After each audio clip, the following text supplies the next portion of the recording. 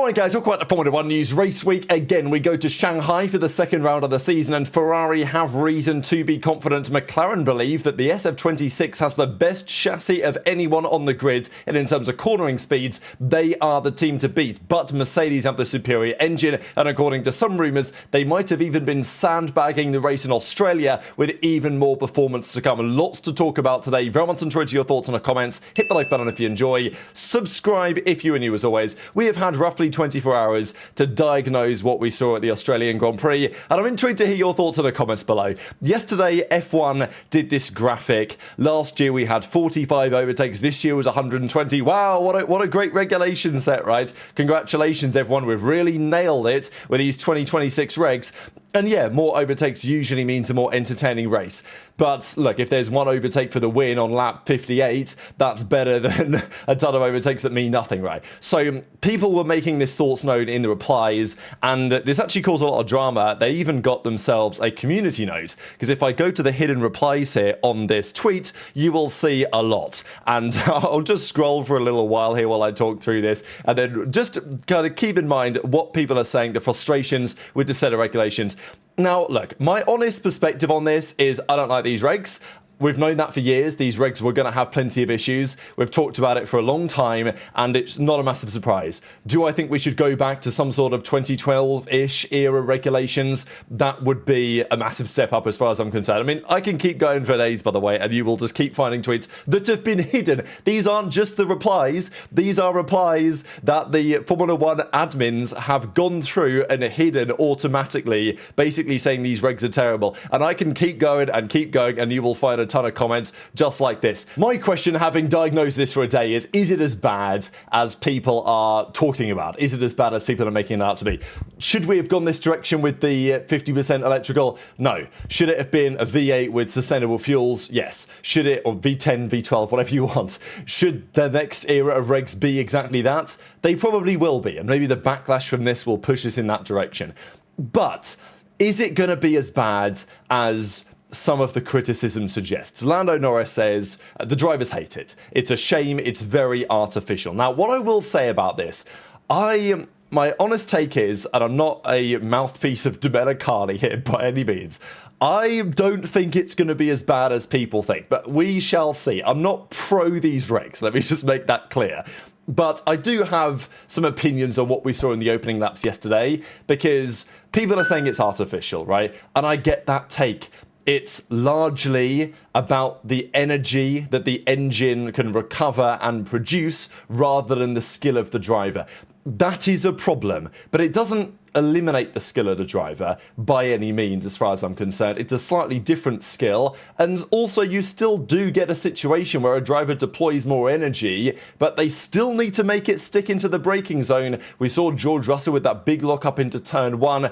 And the comment around artificial, I just don't think is a great argument, because a lot of things in sport in general, and certainly in Formula 1, are very artificial. I saw some quotes flying around today from Nick Heidfeld back in 2011 saying that DRS was artificial, and it is. I talked yesterday about the Bahrain 2022 season opener, that great battle that people remember fondly between Max and Charles for the race win. That was entirely a DRS battle, right? DRS would allow the overtake, DRS would get the overtake back.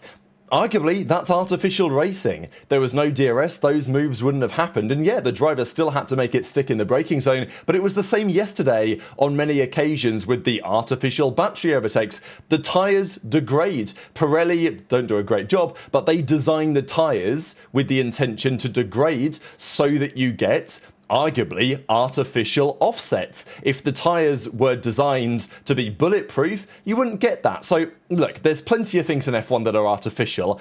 I'm not saying I like what we're seeing. I'm just saying the argument of calling it artificial to me doesn't really hold up. The drivers are understandably going to be frustrated about it. Max Verstappen was not a happy man, and he says like getting through the field was easy because we were so much faster than anyone anyway. It didn't really matter.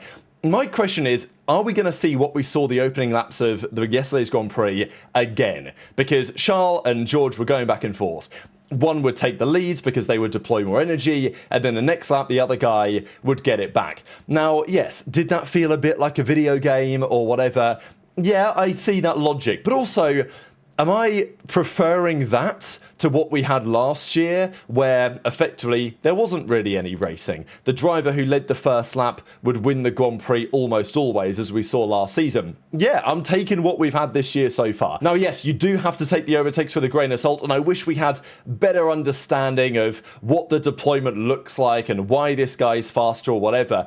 But it still is interesting to watch because it's going to conclude one way or another as far as I'm concerned. And I know that it's like, I am a bit of a purist, but I'm trying to look on the optimistic side, and I don't think we're going to see this every race, really. Like, we're going to see probably some battles like this where they swap positions a lot.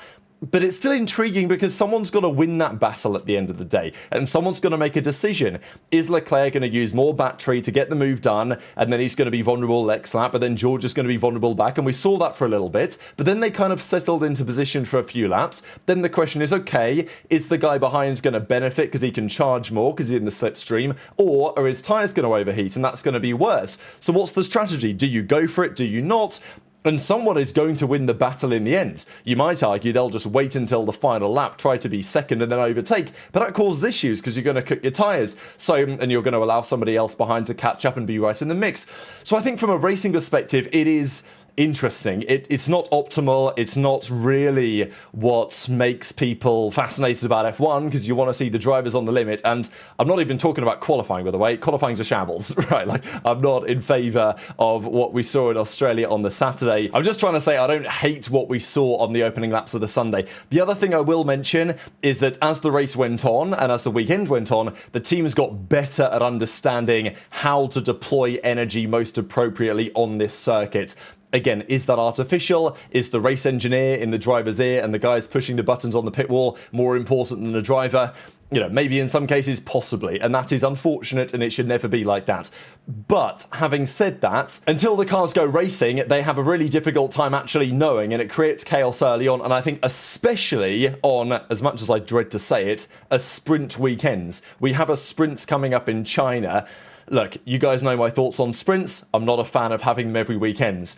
But I will say, in this regulation set, a sprint weekends might be pretty tasty because we've got one practice session. So one session to do setup and energy deployment mapping. Good luck with that, right? So they're going to then do a qualifying session. We know that qualifying is not the forte of this regulation, as we've seen in Australia, but qualifying gets overshadowed by the sprint, and then there's another qualifying session, and then the race. The sprint and the race means we get two starts. The starts are arguably very entertaining, and I think the racing this year is going to be generally better to watch than qualifying. So I'm not saying that the sprint weekend format is the permanent answer to Formula One, but in a world where the FIA and Formula One themselves say, you know what, we might do more sprints for this regulation set if it generally makes things better, and then take the sprints away when we go back to a proper set of regulations, hopefully in 2029 or something.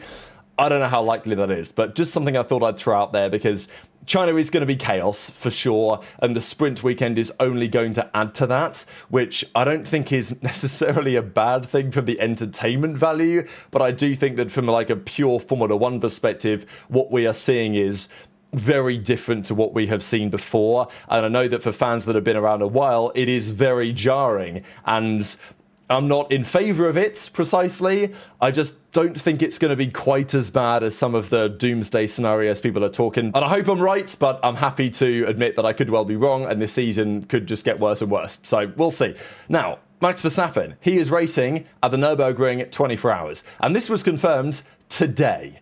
Guess what, like, coincidence? I think not, right? Because yesterday, not a happy man with the regulations, made that very clear. Today, unveils this Mercedes-AMG GT3 in a Red Bull livery. Kind of cursed, right? I don't know, it's weird to see a Mercedes in a Red Bull livery, but whatever. This is Max Verstappen and his team, a very strong team at that, for the 24 hours of Nürburgring that he's going to be racing in May. So this is very interesting timing for sure, and Max is making it quite clear, and I think this was coming, but to make it official today is interesting, given that we literally just had the Grand Prix yesterday that Max was not an especially big fan of. Couple of other big updates. I wanted to mention this.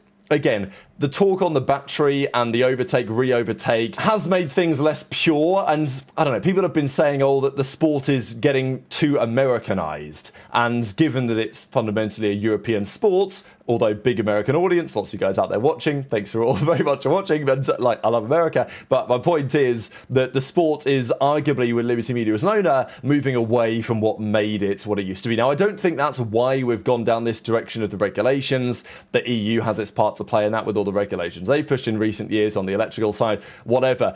But one of the other arguments was about the graphics, because they took away the 3 decimal points. I don't know what you guys think about this. People were like, "I'll bring them back." Personally, I don't really care. In my opinion, the graphics should not give you any more information than you need. Otherwise, they're overpowering. In qualifying, the 3 decimals, absolutely. In the race, I think we should have 2 decimals, because when it's like 0.9, or let's say it's 1.0, like, I want to really know, is it 1.00, as in, is he like right there for DRS? Obviously no DRS anymore, but there is overtake. Maybe we'll discuss that in a second. Or is it 1.09? In actual fact, he's still got to find another 10th to get within DRS, as it were. So I don't think this is a big deal. I don't need 3 decimal places in the race. So I'm not adamant that they bring that back, but maybe it's an example of them continually trying to dull things down for a different audience. I get that. Just while I forget, or before I forget, the overtake mode that is a feature of the regulations. Overtake effectively means if you are within a second of the car in front, you can recharge more energy, only marginally more, like 5-10% more energy than the guy in front can, and then you can deploy a little bit more on the subsequent lap. That appears to be enough to kind of counteract the dirty air, but not really any more than that. And the drivers basically said overtake is effectively pointless because you'd still need the energy, right? You need to recharge the battery enough to deploy that extra energy, and that's not possible around circuits like Australia. So overtake did nothing around yesterday's Grand Prix. At circuits that are less energy starved, which China should be, it could be okay. China, of course, has the very long 1.2 kilometer back straight. There will be some super clipping at the end of that, but most of the rest of the track can have a decent amount of recharge, so should be better. That should mean, in theory, that Mercedes' advantage is somewhat nullified, but we'll discuss that more in a second. Now, just another quick update. This was Isaac Hadjar and Kimi Antonelli on a flight, and apparently they were talking that they were talking about the Grand Prix that are set to be cancelled in the Middle East, Bahrain and Jeddah. Bahrain is definitely getting cancelled. I think there's no way that happens. Jeddah, maybe there's still a possibility that they make it happen, but looks doubtful right now. So apparently there will be no Grand Prix in April, which is suboptimal for sure. Apparently that's pending confirmation. We'll find out this weekend whether that's true or not. If things change, we shall see. Just a couple of quick comments on the start. This was Ollie Behrman rolling forwards and then stopping before the lights actually go out. Russell, I think, did the same thing from pole position, but neither of these were picked up. And again, he stays within the line, so maybe it's fine.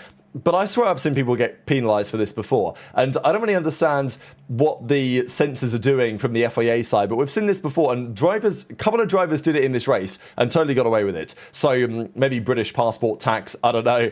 These were the start times, or 0 to 200 kph times. Sainz actually had the quickest launch by some way. Then it was the 2 Ferraris, then Ocon, right? So there definitely is a Ferrari element there. There was a big differential. Obviously, Lawson had that terrible start, which nearly wiped out Colapinto. So you are seeing big variation here. That is a safety issue potentially at the start. But look, the idea of somebody stalling and getting run into the back of on a start in motorsports, that is always a thing. It's always going to be a thing. This regulation makes that more concerning for sure. And we might well see an incident like that this year, as scary as those type of incidents are. Is that room enough to make radical changes to the regulations? Well, I'm in favour of radical changes to the regs, but not necessarily for this precise reason. The other thing that McLaren were confused about is what's going on with their engine, because Mercedes had way more deployment than McLaren or their rivals did. In fact, at the end of that back curvy straight towards turn 9, when the cars were super clipping heavily,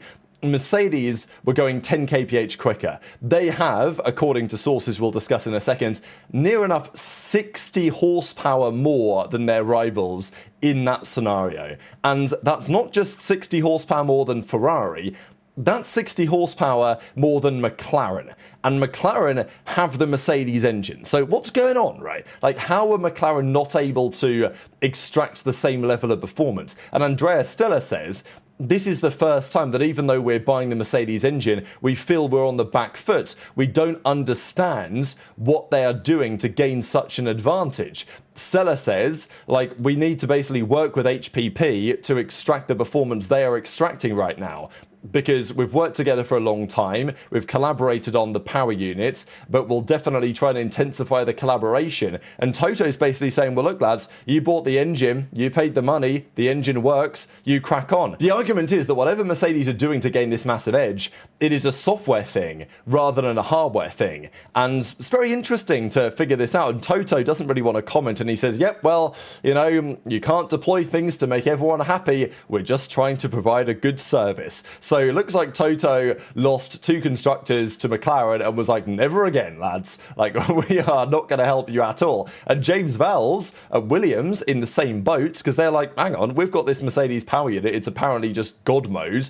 But we're not really seeing that, and they're just a little bit confused as to why. So Vowles, of course, who worked for Mercedes for a long time, says, I'm confident that Mercedes, what they have provided us, gives the ability to do what they are doing. But right now, I don't know how to do it. They're basically just being cleverer than we have. So the argument is they've got the same engine, but from a software perspective, there is more to come from McLaren. I also think it's a little bit concerning for Ferrari. McLaren were not particularly close, and I don't think they have the best car by any means. But if McLaren all of a sudden unlock the Mercedes rocket ship engine, which presumably is in there somewhere, but Mercedes are the only team to figure it out right now. But it is interesting because both Vowles and Stella, and presumably Alpine as well, are trying to be on the phone to Mercedes being like, lads, well, what's going on? How do we do what you do? And Toto Wolff would prefer to say nothing more than he absolutely has to. Let's talk about the cars though, because yes, it is an engine-dominated formula, especially around the more energy-starved tracks, but the car is still relevant. The Formula Insights did some interesting analysis here looking at the tyre degradation when accounting for the reduction in fuel. Verstappen's RB17 had bad tyre deg. It was by far of the lead contenders the worst degradation of anyone. Antonelli Hamilton had the best over their stints. Verstappen had by far the worst. So that could be a concern for Red Bull, even if their car and engine is pretty quick. It looks like it might be a bit of a tyre eater. That is not true for Ferrari. We saw this in testing, we saw it in the race. Ferrari arguably have the best car, or at least the best chassis. Mercedes have the best engine. If Mercedes only were unlocking McLaren levels of performance, Ferrari would have won yesterday's Grand Prix, and they would arguably be season favourites. But that's the difference that the engine makes in these regs, and it's a shame, but everyone knew these were always going to be engine-dominated regs. It is what it is. Lando, however, says Ferrari quite clearly have the best car. Their cornering speeds are unbelievable. We cannot compete with that. That's what Norris said a couple of times, and the data backs it up. The issue for Ferrari is that Mercedes also have a very good chassis. It may not be quite as good as Ferrari's, and I did see some discussion here about the first corner, the first 1, 2, 3 corners, whatever, at Shanghai, the type of corner that this Ferrari should absolutely love, right? So I would not be surprised if Ferrari are gaining quite a lot of time through this complex this upcoming weekends. But Ferrari still have more that they need to bring, and they will bring. People were asking, what about that inverted wing? Where was it, right? When are they bringing it? Apparently they were planning, well, they are planning still to get it ready for Montreal, which is round 7, although it might be round, 5, if Bahrain is gone. If they do have April off, I wouldn't be surprised if they try and get it ready for at least Miami, which I think is meant to be round 6 at the start of the month of May. So that's what they're planning.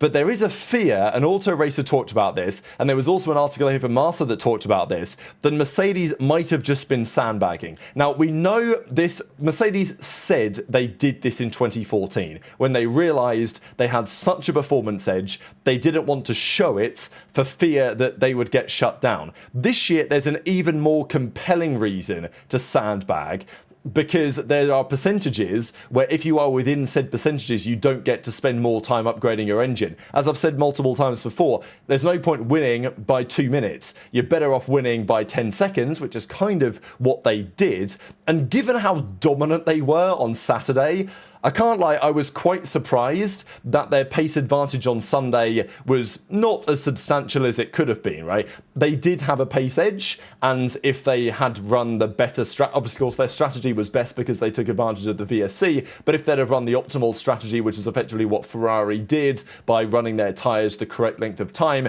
they would have been probably 3/10 a lap faster than Ferrari, something like that. But it wasn't radical, and after qualifying 8/10 ahead of everyone on Saturday, it was a bit surprising. So, unfortunately, I do buy into the theory that Mercedes have been holding back a little bit. Maybe that's for some reliability concerns, because it wasn't clear-cut in Bahrain, but there is a theory that Mercedes are going to continue to do just enough to make sure that they win, and every other team will, as a result of that, be within the 2%, within the 4% of the power that Mercedes have, and therefore they can't pay all this, they don't get access to extra resources to fund engine upgrades. That's a rumour as it stands. But Ferrari do have further upgrades on the way. Fred Vasseur says we've got updates soon. China's going to be a stretch because it's only a week away. And according to rumours, they will bring the same car to China, so no upgrades there. Possibly Japan, further upgrades will arrive. But Ferrari, no doubt, are well positioned from a chassis side. And as I say, the advantage that Mercedes have, it might be more significant than we saw on Sunday. But having said that, it was always going to be exacerbated by the features of Australia. The fact that the track is probably the third hardest in terms of energy recovery. Only Jeddah, which might be cancelled, and Monza are worse, presumably. Ferrari have good reason to be confident that a circuit like Shanghai should suit them particularly well. Another few interesting updates here that De Kester and the guys at Auto Racer talk about, just to kind of analyse what they were saying. At the end of those straights, they have an extra 45 kilowatts, an extra 60 horsepower that they have to deploy, which is just absurd, level of advantage. And the fact that they have this much edge and McLaren are like, where? How? That's, it's a good question. I wonder if there's some sort of loophole or trick or something that they've discovered here within, I don't know, how the ICE connects to the battery. I don't know, there's something interesting going on. I wouldn't be surprised. And look, these regulations are confusing to us fans, confusing to the teams, but also have a ton of grey areas. Also, the flick tail mode. So we're not talking here about the Macarena wing, we're talking about that little piece of metal basically behind the exhaust that flicks the air upwards at the tail of the Ferrari. Now apparently Mercedes also came up with the same idea in their very early testing. They had the same thought, and they played around with it a little bit, but due to the design of their gearbox and the constraints of that, they decided to abandon that approach. Ferrari made the necessary gearbox differential adjustments, and they've gone for it, which seems to be giving them an edge. But Mercedes, they're not lagging behind. They've got plenty of upgrades of their own. They tried new rear wing extensions and a new floor in Australia, both of which worked well. So it does very much appear that Mercedes, in a non-ground effect era situation, they once again are very much so the team to beat. And therefore, if Mercedes are dominating this era, if the regulations are indeed proving to be terrible for qualifying and for racing, which is plausible as much as I want to remain somewhat optimistic, it's possible that changes need to be made, and apparently they could be made swiftly. Lots of talk today about if China also shows similar problems at a circuit which should be better for recovery on average. Of course, there is the long straight, but on average it should be better over the course of most of the lap, one might argue. Then we might consider quick changes. One option could actually be to change some of the circuit layouts. I don't know how many tracks this would be possible or necessary on, or even doable on. Melbourne could have been one. If you had the old layout without the big curvy back straight when you had the extra chicane there, that would have been better. But what are you going to do in Monza, right? There's no alternatives. What, you're going to go run on the old ring, the old oval? Yeah, that's not going to work, is it? So that's something to think about on certain circuits to make recovery better. The other, far more likely answer to this question is to reduce, in race conditions, the deployment allowed from 350 down to, let's say, 250 kilowatts. This would reduce the power of the cars. They would go from 1,000 horsepower to maybe 850 in a race condition. But It would reduce the amount of battery that can be drained. It would reduce the need for harvesting. It appears that if you reduce the power from, let's say, 1,000 down to 850 by cutting what the battery can deliver, it actually won't decrease lap times really at all. It will make, apparently anyway, it'll make a negligible difference, because what you would normally deploy and then have to recharge by super clipping, you won't get the deployments, but you won't need so much recharge. So it almost kind of balances each other out.